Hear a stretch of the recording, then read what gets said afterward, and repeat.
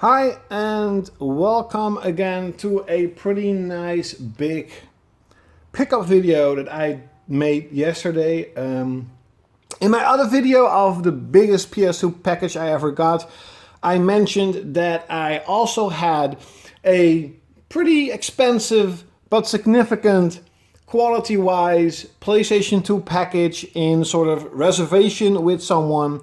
I made a deal with him in the beginning of the year, but I basically mentioned, hey, you know, I am on a gaming budget. I really don't want to spend more than that every month. So it's going to take a while before I'll pick up the whole package. And yesterday I finally picked up the package. But there were two games that I really wanted. And those two games are pretty expensive. But as you know in my other video, I got them pretty cheap. So the first one is another copy of Blob Will Tell. And before you're gonna say, hey, isn't that the same copy of Blob Will Tell? And no, it's not. Here is my copy of Blob Will Tell. So yeah, this is what made the package pretty expensive. In total, the whole package was 500 euros. It was 530 euros, but I got a 30 euro discount. But it does mean that I paid 120 euros for this game, and that's pretty good. It's not bad. I have seen people selling this for 180, 200, 150, so 120 isn't that bad for one of the holy grails of PlayStation 2. However, of course, you know, it is pretty expensive compared to the copy that I got, with a huge amount of games for $100. But this one is up for selling, trading, whatever. The same kind of goes with Maken Shao, Demon Sword. I got another copy. These were the two games that I wanted the most for this package. And yeah, I got a double, and this is kind of the same story as Blob Will Tell. However, I also really wanted this package because as a kid, I loved the Armored Core games. I played Armored Core 2, I played Armored Core, I think, Silent Line or not. I don't really remember that much. However, in 2011, I had sort of a depression. I sold out a lot of games and a lot of Armored Core games. But I never really had all the Armored Core games. There was always one game that I really wanted, and that was Armored Core Nexus. I remember seeing in magazines and websites at the time, but saying, oh, you have like 600 or 700 parts to make your Armored Core, your robot, your mech. And I was so into it, but I never actually got it. However, this guy sold, I think if I'm not mistaken, the entire lineup of Armored Core games on PlayStation 2 with Armored Core Nexus. Mindbreaker. Armored Core 3. Oh wait, no, where's Silent Line? Oh, he didn't have Silent Line. Or did I already have Silent Line? Armored Core Nexus, Armored Core...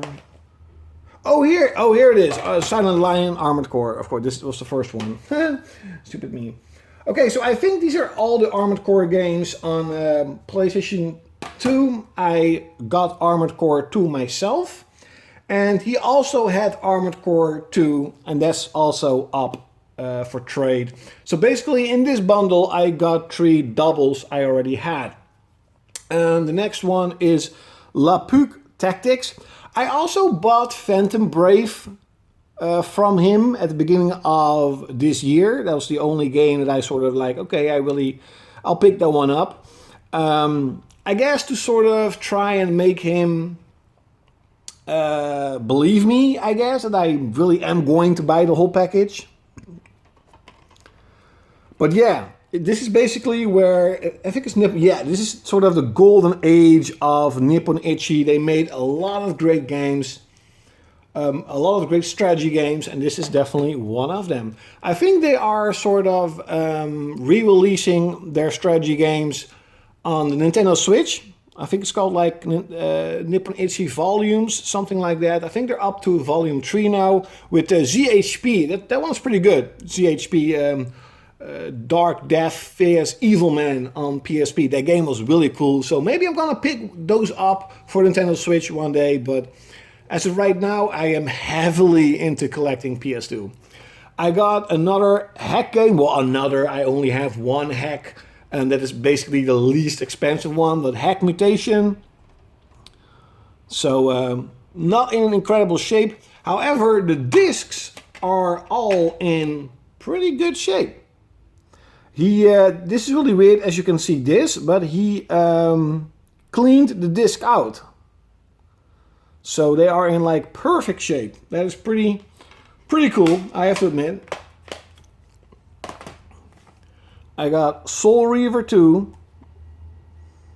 I watched a whole retrospective of the Soul Reaver Legacy of Kain franchise games. I'm not super interested in actually playing them, but I still wanted to have this in my collection. I now have all the Warrior games on the PlayStation 2, if I remember correctly. Warriors Orochi 2. Perhaps only not the Gundam games, but I think there is one or two Dynasty Warrior Gundam games that was released in Japan for PlayStation 2. But at least the European versions, the official released versions, I got them all. This was the only one I still needed. This one was also pretty expensive. This was 80 bucks. And it's a very expensive game. I always wanted to have this one, and I finally have it. Haunted Ground. And I'm definitely want to play this for the plot and not because of the boobies. Of course, because of the boobies. No, I'm joking. But I've actually played this last night, and it's pretty good. I like it, and graphically, I mean, damn, this game looks really good, really good. So yeah, pretty cool. I got Saint Seiya the Hades. Is it the Hades? Yeah, just the Hades. The Hades. I'm definitely gonna try. I love the art style of Saint Seiya. I think I've only saw one of the anime series, and that was more of the modern ones with the sort of anime CGI. It didn't look that great. It's kind of like with Arslan and how they did Dragon's Dogma. I mean, they were fun. It's not bad, but compared to like real anime, especially the anime from the 80s and 90s, I got Zombie Zone, and this is basically One Chambara, but it's called Zombie Zone here in the West, at least here in Europe. And they're pretty bad.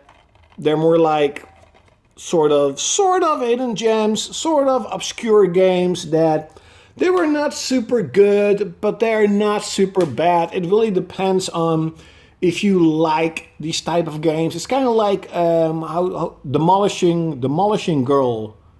Is that the word of? I think Demolishing Girl. On PlayStation 2. I mean, is it a good game? No. But it is sort of a, I guess, guilty pleasure, hidden gem, obscure game that's not super bad. Just fun to collect. And I also had the second one, so I needed this one. I think they're the only two games released here in Europe on PlayStation 2.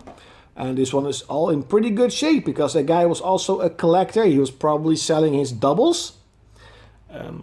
So that was sort of the big pickup that I had on reservation for since the beginning of this year. And personally, I think it was worth it. The 500 euros, it's definitely worth it. These are all pretty expensive games, especially Blood Will Tell. And Haunted Grounds is pretty expensive. However, it is a little bit like, I already have Blood Will Tell, but I will probably sell it for a pretty nice amount. So that will make this deal even better. I hope you liked this video. Leave it in the comments below. Did you ever play Hunting Grounds? Have you ever played Zombie Zone or One Chambara? Leave it in the comments below. Like, share, comment, and subscribe, I guess. And you'll see me next time, like always.